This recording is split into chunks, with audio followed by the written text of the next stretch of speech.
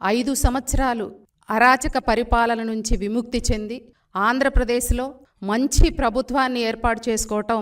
అందరికీ కూడా సంతోషదాయకరమైనటువంటి విషయం. ఏదైతే గత ప్రభుత్వంలో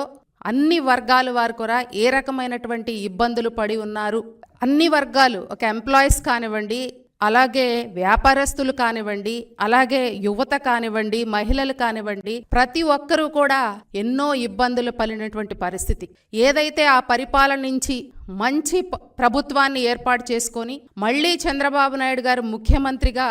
ఏదైతే ప్రమాణ స్వీకారం చేసిన రోజు దగ్గర నుంచి ఏదైతే గతంలో హామీలు ఇచ్చున్నారో, చంద్రబాబు నాయుడు గారు ఎప్పుడూ కూడా అభివృద్ధి సంక్షేమం అనేది 2 కళ్ళుగా ఏర్పాటు చేసుకొని పరిపాలన చేయడం అనేది జరుగుతూ ఉంది. ఏదైతే తను ముఖ్యమంత్రిగా పరిపాలన చేసిన రోజు దగ్గర నుంచే సంక్షేమ పథకాలు ఇవ్వాలి, ఆంధ్రప్రదేశ్లో ప్రజలందరూ కూడా సుభిక్షంగా ఉండాలి, ఏదైతే నేను ఎన్నికల మేనిఫెస్టోలో ఇచ్చిన హామీలన్నీ అమలు చేయాలనే ఒక మంచి ఉద్దేశంతో ఈ 100 రోజుల పరిపాలన